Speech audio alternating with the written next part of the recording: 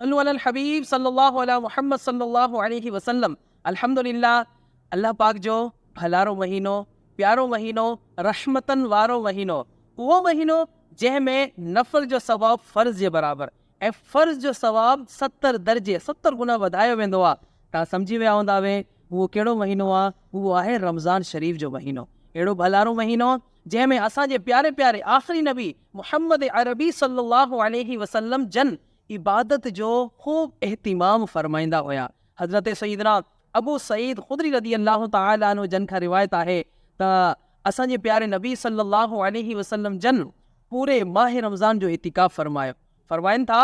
जो नबी करीम सल्लल्लाहु अलैहि वसल्लम पहिरीं रमज़ान खां वठी 20 रमज़ान ताईं इतिकाफ़ करण खां पोइ फरमायो, मां शब क़दर जी ॻोल्हा जे लाइ पहिरें ॾहाके जो इतिकाफ़ कयो, पोइ ॿिए ॾहाके जो इतिकाफ़ कयो। पोइ मूंखे ॿुधायो वियो कि शब क़दर जी ॻोल्हा आख़िरी ॾहाके में कई वञे। तव्हां मूं जेको आख़िरी ॾहाके जो इतिकाफ़ करणु चाहे उहो मूं सां अची इतिकाफ़ करे वठे।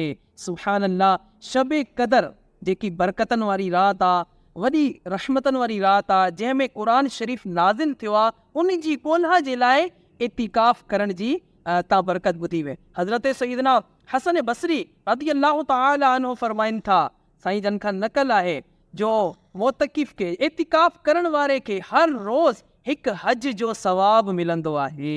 प्यारा प्यारा इस्लामी भाइरो, अल्हम्दुलिल्लाह दावत इस्लामी जे दीनी माहौल में पूरे माह रमज़ान जो इतिकाफ़ करायो वेंदो आहे। अल्हम्दुलिल्लाह इंटीरियर सिंध जे मुख़्तलिफ़ शहरनि में हिकु महीने जो इतिकाफ़ थी रहियो आहे। तव्हांखे मां मक़ामात ॿुधायां थो।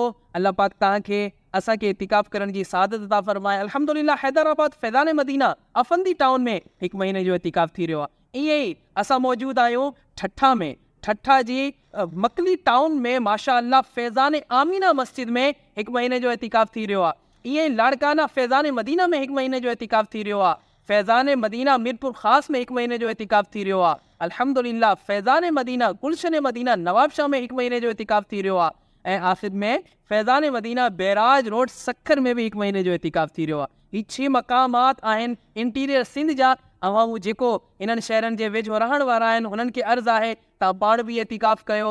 महीनो पूरो इबादत में, रियाज़त में, रब खे राज़ी करण में गुज़ारण जे लाइ कोशिशि कयो। अल्हम्दुलिल्लाह इतिकाफ़ जी लफ़्ज़ी माना आहे धरणो हणी वेहण।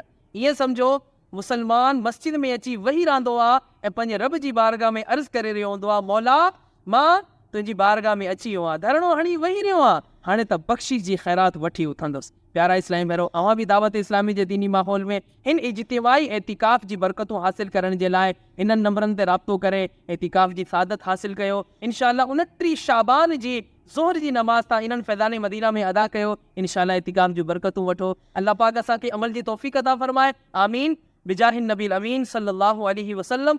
सल्लु अलल हबीब सल्लल्लाहु अला मुहम्मद सल्लल्लाहु अलैहि वसल्लम। सिंधी सोशल मीडिया पेज खे लाइक कयो, फॉलो कयो ऐं शेयर कयो।